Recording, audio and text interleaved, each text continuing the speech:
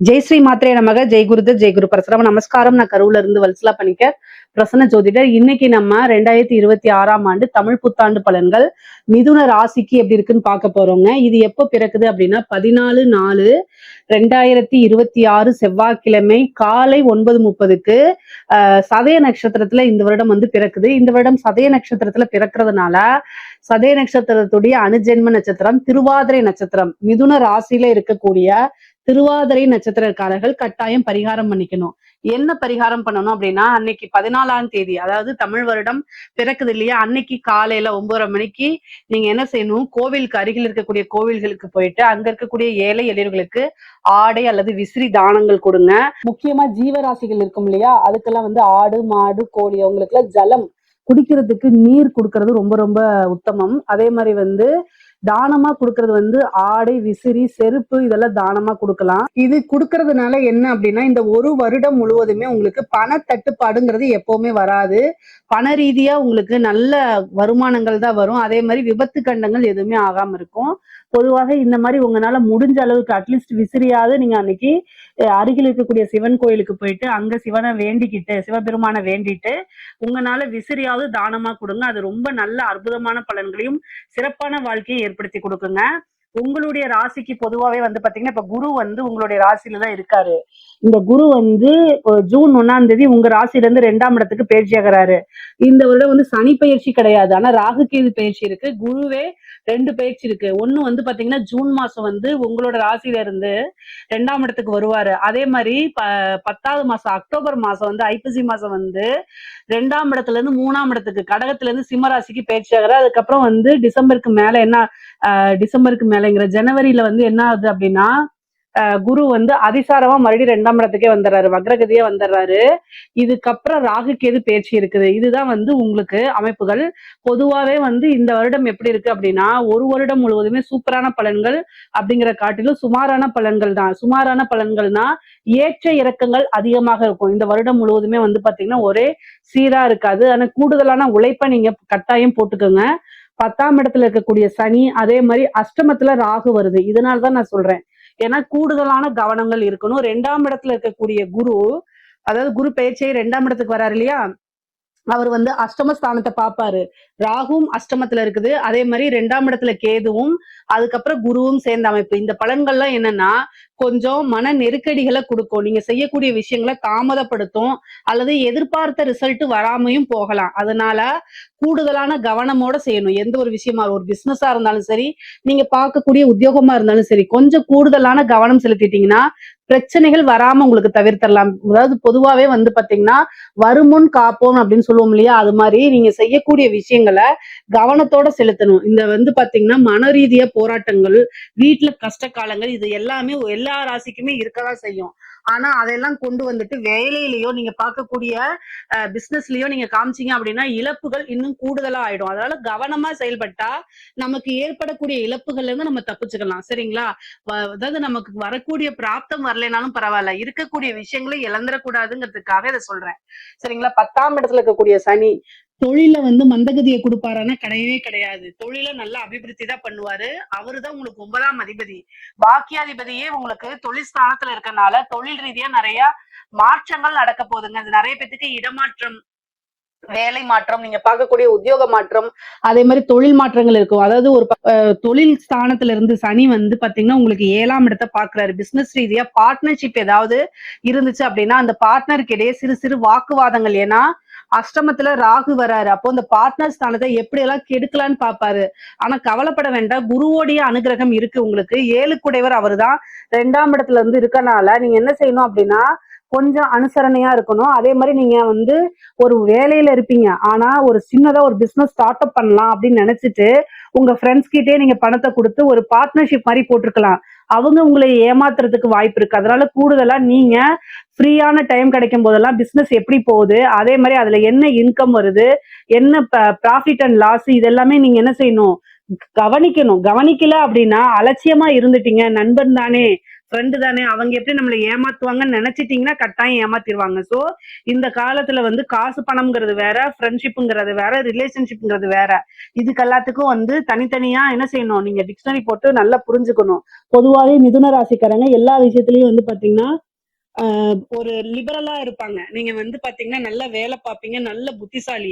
நான் இல்லைன்னு சொல்லல. ஆனா புத்திசாலியா மட்டும் இருந்தா பத்தாது. எல்லா விஷயத்திலயும் கொஞ்சம் ஸ்ட்ரிக்ட்டாவும் இருக்கணும். லிபரலா இருக்கனால நிறைய விஷயங்களை இழக்கிற மாதிரி வந்துரும். அதனால கூடுதலான கவனம் தேவைங்க. உத்தியோகத்தை பொறுத்த வரைக்கும் நல்ல அமைப்புகள் இருக்கு. தொழிலை பொறுத்த வரைக்கும் நல்ல அமைப்புகள் இருக்கு. ஆனா கூடுதலான கவனம் எல்லாத்துலயுமே. சரிங்களா? நீங்க பார்க்கக்கூடிய உத்தியோகம் 6 கூடையவர் உங்களுக்கு சனி கூட சேரும்போது கொஞ்சம் ஒர்க் ப்ரெஷர் ஜாஸ்தியாக இருக்கும். ஆனா அதுக்கப்புறம் ஒவ்வொரு 45 நாளைக்கு ஒரு தடவை 6ஆம் அதிபதி உத்தியோக ஸ்தானாதிபதி உங்களுக்கு மாறிட்டு தான் இருப்பாரு. அதனால பெரிய லெவல்ல உத்தியோகத்துல பிரச்சனைகள் எப்பவுமே உங்களுக்கு கிடையாது. உத்தியோக ஸ்தானத்தை குரு பாக்குறாரு. அதனால உங்களுக்கு உத்தியோகத்துல இருக்கவங்களுக்கு நிறைய நன்மைகள் தான். பிசினஸ் பண்றவங்க தான் கூடுதலான கவனம் தேவை. ஆனா உத்தியோகத்துல இருக்கவங்களுக்கு ப்ரொமோஷன் கிடைக்கிறது, சேலரி இன்கிரிமெண்ட் கிடைக்கிறது, இந்த மாதிரி விஷயங்கள்லாம் உங்களுக்கு நடக்கும். அதே மாதிரி நீங்க டிரான்ஸ்ஃபருக்கு ட்ரை பண்ணிட்டு இருக்கீங்க அப்படின்னா இந்த ஜூனுக்கு அப்புறம் டிரான்ஸ்ஃபருக்கு ட்ரை பண்ணுங்க. கட்டாயம் உங்களுக்கு கிடைச்சிடும். நீங்க எந்த விஷயமெல்லாம் எதிர்பார்த்தீங்களோ அத்தனையுமே உங்களுக்கு நடக்கும். பிரைவேட் கம்பெனியா இருந்தா கூட இந்த கம்பெனில போய் நம்ம வேலை பார்த்தா நல்லா இருக்கும் அப்படின்னு நீங்க ஒரு ட்ரீம் எல்லாம் பண்ணிருப்பீங்க. அந்த இதுலயே வந்து உங்களுக்கு வேலை கிடைக்கிறதுக்கு உண்டான அமைப்புகள் இருக்கு. பொதுவாவே அலைச்சல்கள் இருக்கு. சனி 10ஆம் இடத்துல இருந்து 12ஆம் இடத்தை பாக்குறதுனால ஒரு பிசினஸ் வந்து என்னன்னா பிரான்சைசிஸ் போடுறது, இந்த மாதிரி டெவலப் பண்றதுக்கு உண்டான அமைப்புகளும் இருக்கு. ஆனா அலையணும் நிறைய. வெளிநாடோ வெளி மாநிலங்களோ நீங்க என்ன செய்யணும், உத்தியோகத்துக்காகவோ தொழிலுக்காகவோ அலையிற மாதிரி அதிகமாக இருக்கும். ஆனா அந்த அலைச்சல்கள் எல்லாம் அனுகூலமாகவும் ஆதாயமாகவும் தான் மாறுமே தவிர வேற எந்த ஒரு விஷயம் விரயங்கள் ஆகாது. அதனால கவலைப்பட வேண்டாம். கூடுதலா வந்து என்னன்னா நீங்க எவ்வளவு வேலை பார்த்தாலும் சரி அதே அளவுக்கு ஓய்வு எடுக்கணும். சனியோடைய பார்வை 12ஆம் இடத்துக்கு இருக்கனால அதிகமா தூக்கம் வராம ஒர்க் ப்ரெஷர் ஆகி கொஞ்சம் அதிகமா ஹெல்த்ல கொஞ்சம் கஷ்டப்படுவீங்க. ஆனா அது எல்லாமே தவிர்க்கிறதுக்கு ஒரு நல்ல ஃபுட்டு ஹேபிட்டா நல்லா வளர்த்துக்கங்க. உங்களுடைய சிச்சுவேஷன் அந்த மாதிரி அமையும். ஃபுட்டை வந்து சரியா சாப்பிட முடியாம அல்லது வந்து ஜங்க் ஃபுட் சாப்பிடக்கூடிய ஒரு சூழ்நிலை, வீட்டு சாப்பாடு கிடைக்காம வெளியில சாப்பிடக்கூடிய ஒரு சூழ்நிலை, சரியா தூக்கம் இல்லாம ஒர்க்குன்னு ஒர்க் ப்ரெஷர்ல போறது, இதனால என்னன்னா சின்ன சின்ன ஹெல்த் இஷ்யூ வரதுக்கு வாய்ப்புகள் இருக்கு. அதனால கவனமாக இருங்க. வருமுன் காப்போம். அதனால நல்ல ஃபுட்டு சாப்பிடுங்க. நல்ல ரெஸ்ட் எடுத்துக்கங்க. எவ்வளவு ஒர்க்கா இருந்தாலும் சரிங்க, ரெஸ்ட்டுக்குன்னு ஒரு டைமை ஒதுக்கிக்கங்க. நீங்க இந்த வயசுல ஓடுறீங்க. ஆனா உடலும் மனமும் வந்து ஒத்துழைக்கணும் அப்படின்னா கட்டாயம் உங்களுக்குன்னு ஒரு ஓய்வு அப்படிங்கிறது தேவைதான். அதே மாதிரி உங்களுக்கு ராகு கேது வந்து பயிற்சி ஆகுது இல்லையா, டிசம்பருக்கு மேல வந்து 2ஆம் இடத்துல கேது வருது, 8ஆம் இடத்துல ராகு வருது. அப்போ சர்ஜரி இது ரீதியா பிரச்சனைகள் இருக்கு. அதனால கவனமாக இருங்க. குருவோடைய பார்வையும் இருக்கு. பெண்களாக இருந்தீங்க அப்படின்னா நீங்க ரொம்ப ரொம்ப அமைப்புகள் நல்லா இருக்கு. உங்களுக்கு வந்து பிசினஸும் பண்ணலாம். அதே நேரத்துல நீங்க ஒரு ஒர்க்குக்கு போறதுனாலும் போகலாம். ஆல்ரெடி ஒர்க்ல இருக்கிறவங்களும் கூடுதலா கவனம் தேவை. பொதுவாவே இந்த ராகு கேது அஷ்டமத்துல வரும்போது கூடுதல் கவனமாக இருக்கணுங்க. எல்லா விஷயத்திலயும் கவனமா இருக்கணும். நீங்க தெரியாதவங்க கிட்ட பேசுறது அல்லது தெரிஞ்சவங்க தானேன்னு சொல்லி ஒருத்தங்கிட்ட நம்பி உங்களுடைய வீட்டுல நடக்கக்கூடிய விஷயங்களை நீங்க ஷேர் பண்ணீங்க அப்படின்னா அது வந்து உங்களுக்கு பெரிய அவமானத்தையோ அல்லது அது பிளாக்மெயில் பண்றதோ அதனால தேவையில்லாத மன சங்கடங்களோ வரதுக்கு உண்டான வாய்ப்புகள் இருக்கு. பொதுவாவே நம்மளுடைய சூழ்நிலையை மத்தவங்களுக்கு தெரியப்படுத்துறதுல தவறுகள் இருக்கு. மேக்சிமம் சொல்லாதீங்க. அது எவ்வளவு டியர் ஃப்ரெண்டா இருந்தாலும் சரி. இந்த மிதுன ராசி வந்து காற்று ராசியா இருக்கனால பெரிய ரகசியங்களை நீங்க வச்சுக்க மாட்டீங்க. ஓப்பன் அப்பாவே இருப்பீங்க. ஆனா எல்லா சூழ்நிலையும் ஓப்பனா இருக்கிறது நல்லது கிடையாது. நீங்க நினைக்கிற மாதிரியும் அல்லது உங்களை மாதிரியும் உங்களுக்கு ஆப்போசிட்ல இருக்கிறவங்க இருப்பாங்களான்னு பார்த்தா இருக்க மாட்டாங்க. சோ அதனால அவங்களுடைய மனசுக்குள்ள அவங்களுடைய எண்ணங்களுக்குள்ள நீங்க புகுந்து பார்க்க முடியாதனால பெண்கள் ரொம்ப கவனமா இருக்கணும். நீங்க சொல்லக்கூடிய ஒரு விஷயம் அதுவே உங்களுக்கு அகைன்ஸ்டா போறதுக்கு வாய்ப்பு இருக்கனால ரொம்ப ரொம்ப கவனமாக இருக்கணும். அதே மாதிரி ஆடை ஆபரண சேர்க்கைகள்லாம் இருக்குது. நீங்க எந்த ஒரு விஷயத்த செய்யறதுனாலும் குடும்பத்துல டிஸ்கஸ் பண்ணிக்கிட்டு செய்யுங்க. கல்யாணம் ஆகாதவங்களா இருந்தா பேரண்ட்ஸ் கிட்ட அல்லது கல்யாணம் ஆனவங்களா இருந்தா ஹஸ்பண்ட் கிட்ட வந்து என்ன செய்யணும், டிஸ்கஸ் பண்ணிட்டு அதுக்கப்புறம் அவங்களுடைய ஒப்பீனியன் வாங்கிட்டு ஒரு விஷயத்த செய்யுங்க. பொதுவாவே இந்த நேரம் காலம் நல்லாளும் போது நம்ம குடும்ப உறுப்பினர்களுடைய ஆதரவுகளோட தான் எந்த ஒரு விஷயமுமே ஆரம்பிக்கணும். இல்ல அப்படின்னா அதனால நிறைய ஸ்ட்ரகிள்ஸ அனுபவிக்கிற மாதிரி வந்துரும். பொதுவா படிக்கக்கூடிய நபர்களுக்கு அதாவது குருவோடைய பலம் வந்து பாத்தீங்கன்னா உங்களுக்கு 2ஆம் இடத்துல இருக்கிறது நல்லதுதான். சனியுடைய பார்வை 4ஆம் இடத்துக்கு படிப்பு ஸ்தானத்துக்கு இருக்குதுங்க. அப்ப 4ஆம் இடத்துக்கு படிப்பு ஸ்தானத்துக்கு வந்து சனி பார்வை இருக்கும்போது என்ன ஆகும் அப்படின்னா மந்த நிலை ஏற்படும். படிப்புல வந்து அதிகமான கவனம் செலுத்த முடியாம ஒரு புக் எடுத்தா வேற சோசியல் மீடியா போறது, அதனால நீங்க நல்ல மார்க் எடுக்க முடியாத சூழ்நிலைகள் வரும். அதே மாதிரி உயர்கல்வியில போறதுல நிறைய குழப்பங்கள், சனி இருக்கனால நிறைய குழப்பங்கள் இருக்கும். அப்ப நீங்க என்ன பண்ணணும் அப்படின்னா 4ஆம் இடத்துக்கு சனி பார்வை இருக்கனால உங்களுக்கு சீனியரா இருக்கக்கூடியவங்க அல்லது உங்களுடைய குடும்பத்துல இருக்கக்கூடிய பெரியவங்க கிட்ட டிஸ்கஸ் பண்ணுங்க. டிஸ்கஸ் பண்ணி அதுக்கு என்ன நீங்க இது எடுக்கலாம், என்ன கோர்ஸ் எடுத்தா நல்ல வேல்யூ இருக்கு அப்படின்னு நீங்க கேட்டு கலந்தாலோசிச்சு அதுக்கப்புறம் ஒரு முடிவெடுங்க. பொதுவாவே படிப்புல வந்து நல்ல கவனம் செலுத்தீங்கன்னா படிச்சு முடிச்சோடனே ஒரு வேலை கிடைக்கும். அப்ப நான் படிச்சு முடிச்சுட்டு எனக்கு வேலை கிடைக்க மாட்டேங்குது, ஜாப்காக ட்ரை பண்ணிட்டு இருக்கவங்களுக்குலாம் இந்த ஜூன் 1ஆம் தேதி சூப்பரான வேலை கிடைக்க போது. உங்களுக்கு 6ஆம் இடத்தை குரு பார்க்கிறாரு. அது ரொம்ப ரொம்ப நல்ல பலன்கள். உங்களுக்கு வந்து நீங்க என்ன இவ்வளவு நாளா என்ன விஷயங்கள் தேடிட்டு இருக்கீங்களோ அது கை மேலே உங்களுக்கு வந்து கிடைக்கும். நல்ல ஜாப் கிடைக்கும். ஒரு சிலருக்குலாம் ஃபாரின் போறதுக்கு உண்டான ஆப்பர்ச்சுனிட்டிஸ் கிடைக்கும். அதே மாதிரி உங்களுக்கு பதவி ஸ்தானத்தை சனி பார்க்கறதுனால சில பேருக்கு வந்து இந்த சர்வீஸ் எக்ஸாம்ஸ்ல எழுதி அதெல்லாம் கிளியர் பண்ணி ஒரு நல்ல சர்வீஸ்க்கு போய் உட்காருவீங்க. நல்ல பதவி ஸ்தானம்ங்கிறது வந்து 4ஆம் இடமா இருக்கு. அதுக்கு சனியுடைய பார்வை இருக்கிறதுனால நிறைய பேருக்கு கவர்மெண்ட் ஜாப் கிடைக்கிறது, இந்த பேங்க்ல கிடைக்கிறது, இந்த மாதிரி ஆப்பர்ச்சுனிட்டிஸ் எல்லாம் உங்களுக்கு கிடைக்கும்.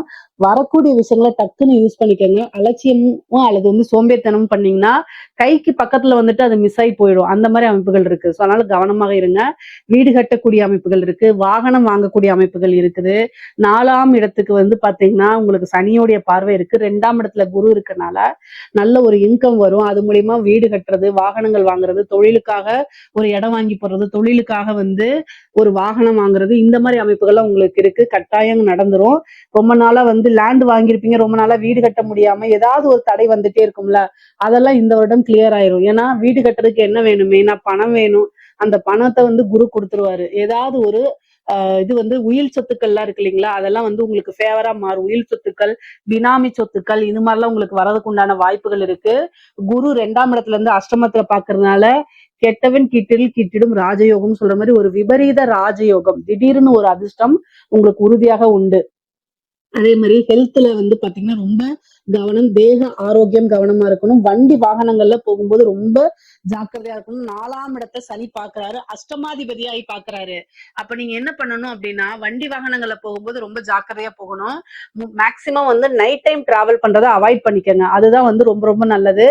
நைட் டைம் நீங்க டிராவல் பண்ணும்போது செல்ஃப் டிரைவ் பண்ணாம இருக்கிறது இன்னும் ரொம்ப பெஸ்ட். அப்படி இல்லை அப்படின்னா ட்ரெயின்ல போகலாம், பஸ்ல போகலாம், இது ஃபிளைட்ல போங்க. இந்த செல்ஃபா டிரைவ் ஓட்டிட்டு ரொம்ப லாங் டைம் நைட்டா போறீங்க, நைட் டைம்ல போறீங்க அப்படின்னா அதை மட்டும் அவாய்ட் பண்ணிக்கோங்க. ஏன்னா 8ஆம் இடம்ங்கிறது வந்து ராகு இருக்காரு, 8ஆம் அதிபதி வந்து 4ஆம் இடத்தை பாக்குறாரு.